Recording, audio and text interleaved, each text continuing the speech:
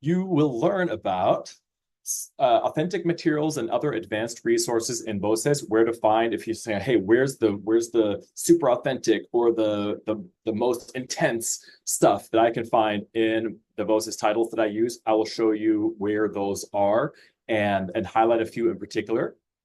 We'll also talk about some really specific ways that we can support heritage learners in our classes.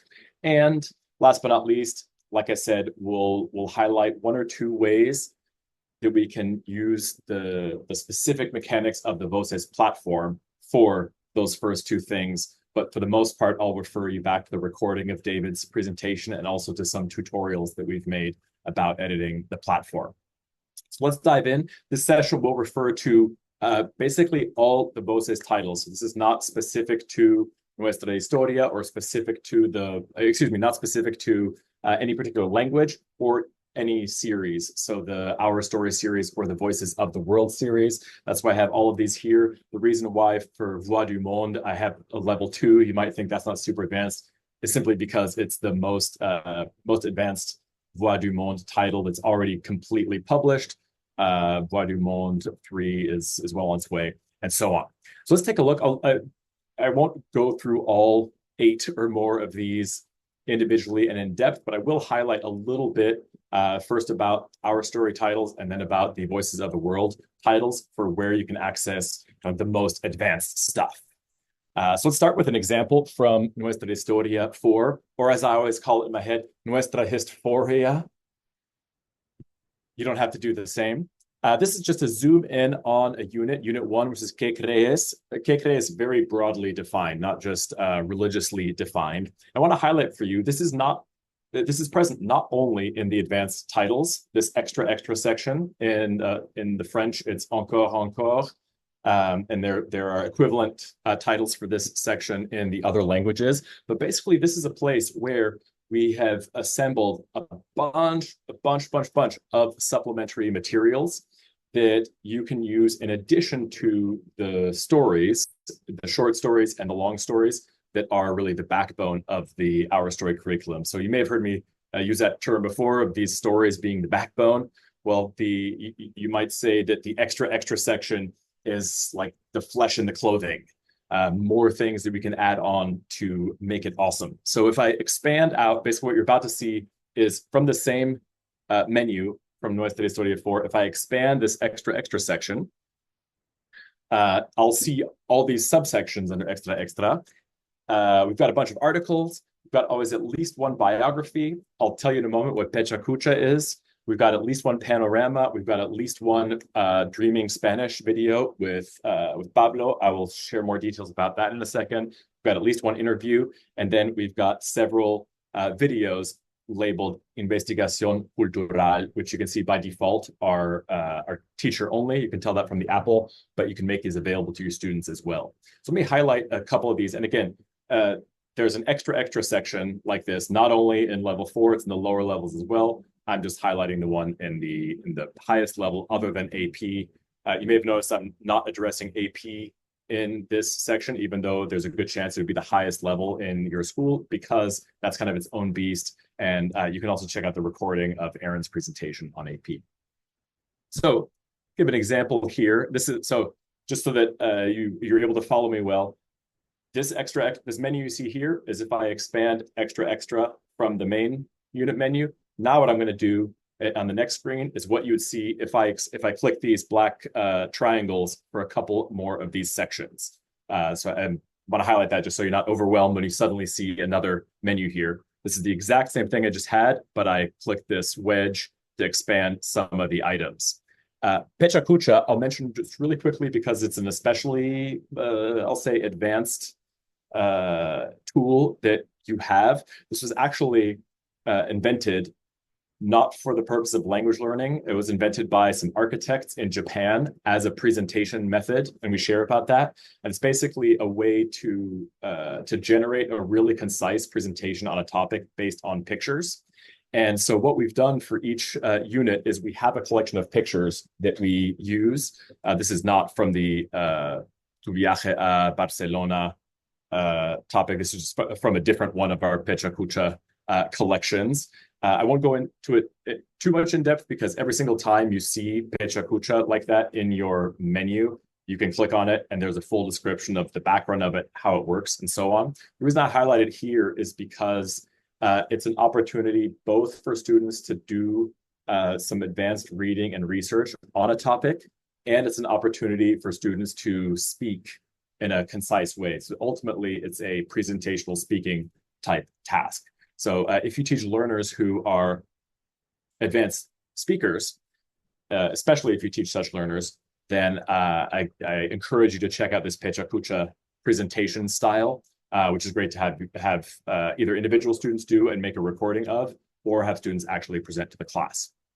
The other big one that I want to highlight on this same menu is the Dreaming Spanish with Pablo. Has anyone seen the YouTube channel, his YouTube channel, Dreaming Spanish? It's a very successful YouTube channel. So Pablo is a fun guy from Spain, and he has hundreds upon hundreds of videos on all kinds of topics. And I'll show you a screenshot so you can see kind of the style of them. And we basically bought from him certain ones that pertain especially to our curriculum and created a bunch of additional resources for them. So his videos are all kind of in the 7 to 10 minute range. And they're basically all on this format where you can see him talking. Right now, he's kind of leaned back because he's drawing on a whiteboard. You simultaneously see this whiteboard where he's speaking Spanish, his native language, and sharing about a topic. This particular one is about the Spanish Revolution and some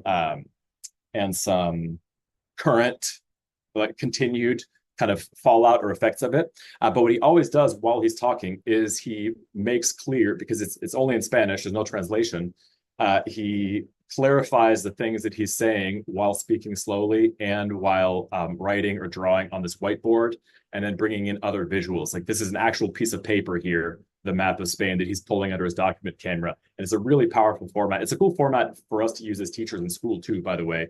But definitely check out the Dreaming Spanish videos as things that students can do individually in their own accounts if they have them, or as something that you can project for advanced students. And I don't have screenshots here of the associated activities, but there are associated activities and exercises. Often there are sort of pre-viewing, as in pre-watching exercises to get the juices flowing, and then post-exercises. This is just a quick highlight of, in the Our Story series, some of these more advanced materials. You could always explore the interviews, the articles, the biographies, and things like that. I'll say more about that in a bit.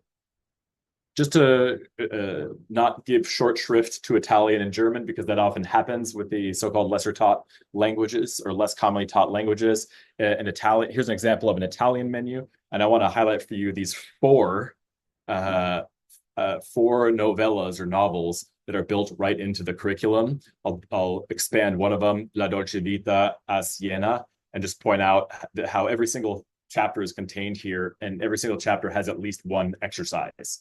The reason why this lightning bolt is only by some of them is because those are the chapters where the associated exercise is auto-graded or self-graded. The others do have exercises as well. They're just a bit more open-ended. And I highlight this here not to show, oh, the Italian is so different, but just to use this opportunity to show another feature that we have. There are embedded novellas like this in the other languages and other levels as well. But you'll see when we talk about some principles in a bit that reading longer texts, such as novellas, especially if they're student selected, which you can do when there are multiple options like this, is a really, not just a powerful practice, a core practice, especially with advanced learners, especially if your less advanced learners have not yet gotten the chance to do that. Really quickly, I'll show you the same for German from Unsere Geschichten. Again, here's a menu and a zoom in on this particular novella, Verschollen in den Katakomben, which basically like buried or like verschollen is a word when if a cave collapses or something like that, and you end up stuck under the rubble. Verschollen is that word. So again, just a quick show of the German. Want to switch over. I want to not only not give short shrift to German and Italian, but also not give short shrift to the other series, the Voices of the World series. So I'll highlight for us some examples from Voces por el Mundo of the advanced content. This here is the menu, the directory that you would see for chapter 1, capítulo uno, Venezuela. You may know that in Voces por el Mundo, the chapters are all themed around a country. But take a look at all this stuff. There's, in fact, a specific materiales auténticos, authentic materials section. There's an interview section, entrevistas. There's a history section. There is this cultural exploration section, includes a lot of advanced topics and readings. So let me expand. I'll show to the right of that. If I expand out a few of these, just a few of them, just so you can kind of get a feel for it. This is just these 4 middle sections expanded out, and it yields this much stuff. So these are some combination of articles, videos, labeled maps, again, all resources that you can either assign to students, individual students, or excuse me, assign to students so that they appear as assignments in their account, or that you can simply draw on to use in class. Take a look for Voix du Monde 2 as well. Again, there are more advanced levels of this coming out as well, but I just want to give you a feel for it. This is from Chapitre 3, Les Transports en Haïti, transportation in Haiti. And again, we have all these sections kind of centered in the middle of the unit with a bunch of extra resources. So we have that expanded out as well. And you can see, again, authentic documents, cultural exploration videos and articles and exercises and so on. So there's sort of to sum up this portion of this lightning presentation, there's intentionally way more content, including advanced content and including content created by and for native speakers, than you could realistically use. And so I view this as kind of like a buffet. I view these sections as kind of a buffet that I can draw on for that advanced content, or that I can send students to who are hungry for such advanced content. Now, because this is such a lightning presentation, I won't go into more detail on each of these items, but transition instead to kind of a tweaked version of what I've presented so far, or maybe a built-on version of what I've presented so far, to talk about how we can serve and support heritage learners and heritage speakers. And then I'll tie it all together on how we can use the Voces platform to support both those categories. Again, advanced second language learners and heritage speakers. So let's transition over to that. Supporting heritage learners. A heritage learner, by definition, is just someone who is exposed to a language at home or in their community, maybe even their first language was the language of the being taught in the class, but they're living in a setting, as in attending a school, where that's their home language is not the language that's spoken. Most commonly in the United States, of course, that's Spanish, but there are hundreds of other languages for which that's the case, right? I myself am a heritage speaker of English. I grew up in Vienna, Austria, in a fully German-speaking environment, schools, etc. So German was the main language I used. German was the first language in which I was comfortable writing and so on. Although I was fortunate to learn to read English early on as well and be literate. I share all that just because that gives me an extra layer of sympathy and identification with people who are heritage speakers in our classes. So what we're going to hit here is we're going to talk about some principles of supporting heritage learners. We'll talk about some practices and some things we can actually do to be true to those principles. And we'll talk about some opportunities specifically with the Voces platform for fulfilling those practices. And of course, this will continue to be super fast because of the lightning nature of this presentation. So first of all, the first principle that we're going to keep in mind is that heritage language learners have a ton to offer, both us as teachers and their fellow learners. And this is true even if we ourselves are native speakers of the language we're teaching and of the same language that's the heritage language of those students, because those students may be from another place than we are, and either way, they have different experiences. And so I want us to view the heritage language learners that are in our classes as an asset to ourselves, not to be exploited, but as a huge asset to our teaching and to their fellow learners' learning. This is a good opportunity to note, by the way, that ideally, there's lots of research on this and experience corroborates it. Ideally, heritage language learners get support that's designed just for them.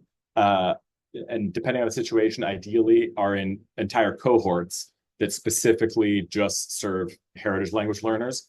Often, however, for whatever reason, philosophy or budget or things like that, we have heritage language learners mixed together with second language learners. That's fine. It's not necessarily the best thing for those heritage language learners, but if we find ourselves in that situation, which is common, again, I want us to view those students in our midst as resources and people who have and experts. And I'll talk more about that when we look at practices right here. So that's the first principle. Next principle is that that this is not guaranteed to be the case, but many heritage language learners have had negative experiences with how their knowledge of that heritage language is treated, whether that's by teachers or administrators who don't respect that. Sometimes it's also from members of that language speaking community. Many heritage language learners, including myself at times, don't feel fully kind of welcome or included or a full member of either, like the school language community or the home language community. That could be true also when visiting back to whatever country their parents may be from. And that can mean that even more than other students who might have negative experiences related to learning another language, heritage language learners might come in with some experiences like that and emotions related to that. And in those cases, we would want to make sure that their experiences with us are thoroughly positive. And so, and that relates to emphasizing how heritage language learners have a ton to offer. One very specific thing is that a lot of heritage language learners have quite a bit of experience with spoken language, but maybe less experience with written language. That's not guaranteed. They might be quite literate. Their parents might have, or their households might have lots of print content, but it's a general pattern often that most of the existing proficiency is oral. And thus, we can serve heritage language learners by providing lots of written input and opportunities for heritage language learners to practice their writing. And that's something we'll see more about in a moment.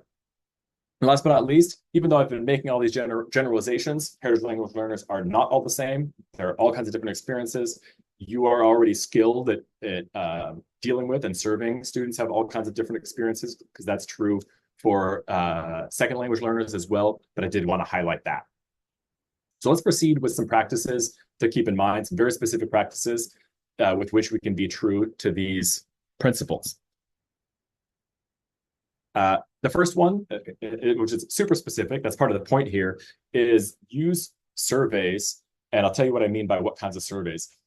Maybe the broader principle here is find out the actual specific information about the specific learners in your class, because again, they're not all the same. And so there are two specific types of surveys that I especially recommend early on with classes in general, but especially with classes that contain heritage language learners. The first is a general student interest survey. And I can share where you can find some of these that we've created, but you can, if you type in the phrase student interest survey to the internet, you'll also get lots of results, and you can add a specific language if you want. This is basically where students can share anything from their preferred nickname to their likes and dislikes and so on. And that can be useful, of course, for getting to know students in various ways. And the more we know our students, the better we can serve them. And that applies to heritage language learners as well. The other type of survey that I recommend using is one that relates specifically to students' the experiences that students have with the target language outside of school or outside of your class. So there are questions we can ask: what are some other places where you see or use this language? And probably second language learners and heritage language learners will have different answers there. That's fine, that's good, but that allows us to learn a bit more. So a student interest survey and a survey about students' exposure to or use of the language outside of class And I can show you where to find links to specific surveys that we've created and we supply. So that's the first kind of pro tip, is to use those. The second is to, even more than you might already, which I hope you do or are thinking about, to prioritize free voluntary reading. What free voluntary reading refers to is extensive reading where students choose the content. This ideally calls for you having a class library of lots of material to read. That can be novellas like the ones you find at Voces Unplugged, but it can be other types of content as well. It can be things written by more advanced students that become part, like stories that you've written as a class or that they've written that become part of your class library, and so on. This could be a presentation unto itself, and we have other places where we address it. But I'll just say, think of free voluntary reading as an absolutely essential core practice, not just a cool thing that we can do on Fridays or something like that. The only note I'll say about that is one of my I don't know if I want to say favorite series of studies, but kind of landmark series of studies compared free voluntary reading to a bunch of other ways that students can spend their time learning a language, including direct instruction in the language, including immersion in the language, and a variety of other things. And in every single study so far, free voluntary reading wins a head-to-head contest against every other teaching technique that exists for the best way for someone to become proficient in another language. Happy to share references to that if you want. Next, a core practice that relates to heritage language learners being assets in our classes is treat those learners as experts, because they are. They have both linguistic and cultural knowledge and experience that their fellow students in the class don't have, and that you or I, even if we are native speakers of the language we're teaching, don't have, because theirs is different.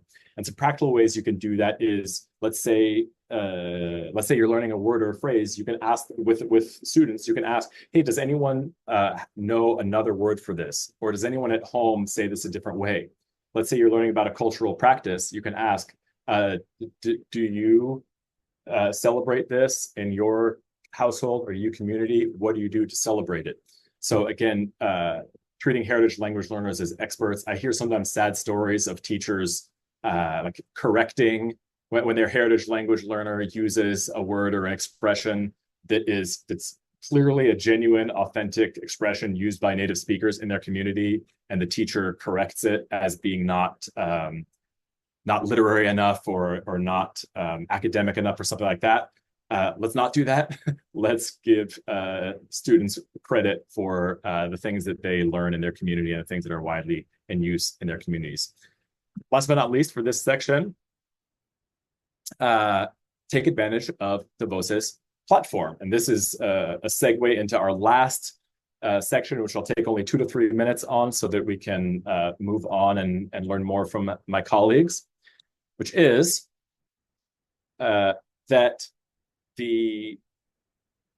I'll share one specific way, because others have been shared in David's and other presentations, but I want to point out that in the Our Story series, so this particular comment applies to the 4 languages in Our Story, Nuestra Historia, and so on, is that in all the levels, so you see here a label level 1 through 4, Nuestra Historia 1, all the way through Nuestra Historia 4, the same AP themes, regardless of whether you're teaching toward AP, the same AP themes recur with different sub-themes.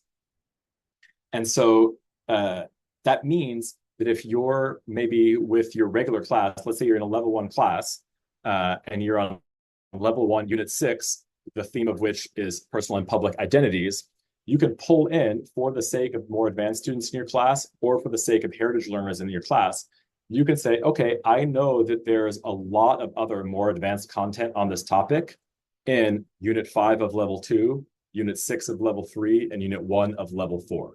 So they don't always go in the same order in each level, but every theme recurs in each level. I'll show you in a second where you can find this chart. And that allows you to use the methods that Chris shared on the first day and David shared half an hour ago to bring in content from those levels for your heritage learners who, for whatever reason, are placed in Spanish 1 or 2 in this example. to serve those students better. So there's a chart that actually shows all of these. So where in level 1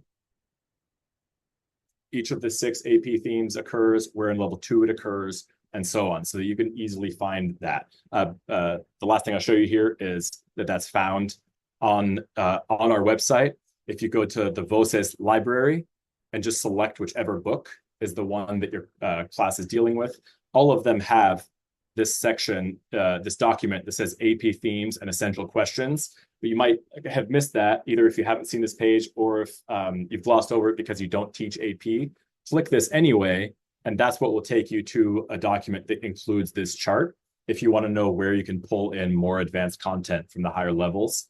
And by the way, even if you're using the Voices of the World series, you can access this content to find more advanced topical content to share with students. So for time reasons, I'll leave it at that. I think I have a screenshot here that just highlights some of the same things David showed, where you can use this share feature. So you would go to that upper level content that you want students who are placed in lower level classes to access. You would click share, and then you would follow the process that David and Chris have shared to import. Since you, like I, might not have that whole process by heart, definitely check out the recording of David's session and of the Q&A with Chris that was on the first day, Tuesday, for tips on how to do that. So having zoomed through, I'll leave it at that, just reminding you that no matter which level you teach and which series you teach, you have access to all these advanced resources and can use them with any or all of your students. And of course, can share any follow-up questions you have with the survey link that's in the chat for us to address at the 1 p.m. Q&A today and or by email. I'll go ahead and stop my share and turn it back over to Aaron.